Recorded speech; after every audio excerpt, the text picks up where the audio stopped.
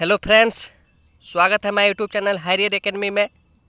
आज हम बात करेंगे संस्कृत का जो लेसन 7 है, नीति श्लोक, उसी के बारे में चर्चा करेंगे। देखिए, जो ये नीति श्लोक है वो महात्मा विदुर द्वारा लिखा गया एक चैप्टर है। तो चलिए आइए देखते हैं क्वेश्चन नंबर 1। विदुर कौन थे? ऑप्शन ए मंत्री, बी वैद्य, सी कवि, डी शिक्षक। देखिए, विदुर जो थे वे हस्तिनापुर के महाराज थे धृतराष्ट्र, उन्हीं के राज में मंत्री थे। महाभारत में जो हस्तिनापुर था ना, महाभारत में उसी के मंत्री थे। आंसर हो जाएगा ए। अब आता है क्वेश्चन नंबर 2। नीति श्लोक पाठ कहाँ से संकलित है? ऑप्शन ए विष्णु पुराण से, बी रामायण से, सी महाभारत से, डी हरिवंश पुराण से। देखिए, मैंने पहले ही चर्चा किया है, यह महाभारत से संबंधित है। आंसर हो जाएगा सी। अब आते हैं अगला क्वेश्चन। नीति विषयक प्रश्न विदुर से किसने पूछा था? ऑप्शन ए युधिष्ठिर ने, बी धृतराष्ट्र ने, सी भीष्म ने, डी अर्जुन ने। देखिए, जो ये नीति विषयक है, इस प्रश्न को धृतराष्ट्र ने पूछा था। आंसर हो जाएगा बी। धृतराष्ट्र पूछते हैं क्योंकि वो हस्तिनापुर के राजा थे और उन्हीं के मंत्री के रूप में आसीन थे विदुर, तो वहीं उनको प्रश्न आंसर अपने आप में करते हैं। अब आते हैं अगला क्वेश्चन। अपजस को कौन नष्ट करता है? ऑप्शन ए नम्रता, बी पराक्रम, सी क्षमा, डी सद्व्यवहार। देखिए, जो यह अपजस है, अपजस को नम्रता जो है वही नष्ट करता है। आंसर हो जाएगा ए। अब आते हैं अगला क्वेश्चन। क्वेश्चन नंबर 5 है, परम कल्याण कारक क्या है? ऑप्शन ए धर्म, बी कर्म, सी दर्शन, डी नीति। देखिए, जो धर्म है वह परम कल्याण कारक है। आंसर हो जाएगा ए। अब आते हैं अगला क्वेश्चन। क्वेश्चन नंबर 6 है, शांति का सर्वश्रेष्ठ उपाय क्या है? ए दया, बी क्षमा, सी लोभ, डी मोह। देखिए, जो शांति का सर्वश्रेष्ठ उपाय है वो है क्षमा। आंसर हो जाएगा बी। अब आते हैं अगला क्वेश्चन। क्वेश्चन नंबर है 7, परम संतोष देने वाली क्या है? ऑप्शन ए विद्या, बी धन, सी संपत्ति, डी इनमें से कोई नहीं। देखिए, जो विद्या है उसी से परम सुख प्राप्त होता है, बाकी किसी भी चीज़ से नहीं। आंसर हो जाएगा ए। अब आते हैं अगला क्वेश्चन। क्वेश्चन नंबर 8 है, परम सुख देने वाला क्या है? ए हिंसा, बी अहिंसा, सी निंदा, डी तपस्या।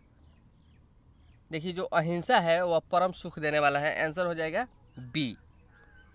अब आते हैं अगला क्वेश्चन। क्वेश्चन नंबर है 9, सर्दी, गर्मी, भय, अनुराग, संपत्ति, दरिद्रता किसके कार्य में विघ्न नहीं डालते हैं, उसे कहते हैं? ऑप्शन ए धनी, बी बली, सी पंडित, डी मूर्ख। देखिए, उसे पंडित कहते हैं। आंसर हो जाएगा सी। और आपका यह शॉर्ट क्वेश्चन भी हो गया, पंडित किसे कहते हैं? तो जिसे सर्दी, गर्मी, भय, अनुराग, संपत्ति, दरिद्रता किसके कार्य में विघ्न नहीं डालते हैं उसे ही पंडित कहते हैं। आपका शॉर्ट क्वेश्चन भी हो गया और ये ऑब्जेक्टिव क्वेश्चन भी हो गया। बहुत ही अच्छा क्वेश्चन है, याद रखिएगा। अब आते हैं अगला क्वेश्चन। क्वेश्चन नंबर है 10, मूर्ख किसे कहते हैं? ए जो बिना बुलाए चला जाए, बी जो बिना पूछे बोलने लगे, सी अविश्वसनीय व्यक्ति पर विश्वास करे, डी इनमें सभी। तो देखिए, मूर्ख उसी व्यक्ति को कहते हैं जो बिना बुलाए कहीं चला जाए, बिना पूछे बोलने लगे, अविश्वसनीय व्यक्ति पर विश्वास करे। आंसर हो जाएगा इसका डी इनमें सभी। यानी कि जो ऊपर का तीनों ऑप्शन है वो सभी सही है, उसी व्यक्ति को मूर्ख कहते हैं। अब आते हैं अगला क्वेश्चन। क्वेश्चन नंबर 11 है, ऐश्वर्य चाहने वाले को कितने दुर्गुणों का त्याग देना चाहिए? Option A 4, B 5, C 6, D 8। देखिए, जो ऐश्वर्य चाहने वाले व्यक्ति हैं उनको 6 दुर्गुणों को त्याग देना चाहिए। आंसर हो जाएगा सी। अब आते हैं अगला क्वेश्चन। क्वेश्चन नंबर है 12, धर्म की रक्षा किससे होती है? ऑप्शन ए धन से, बी पूजा से, सी सत्य से, डी संतोष से। देखिए, धर्म की रक्षा सत्य से होती है। कोई व्यक्ति सत्यवादी है तो धर्म की रक्षा करने में सफलता हासिल कर सकता है। आंसर हो जाएगा सी। अब आते हैं अगला क्वेश्चन, किससे विद्या की रक्षा होती है? ऑप्शन ए सत्य, बी अभ्यास, सी उपटन, डी आचरण। तो इसका आंसर हो जाएगा बी अभ्यास। देखिए, जो विद्या की रक्षा होती है, हम भी कोई भी चीज़ पढ़ते हैं तो बार बार जब उसको अभ्यास हम करेंगे तभी वो चीज़ हमारे पास बना रहेगा, अन्यथा वो हमें याद नहीं रह पाएगा।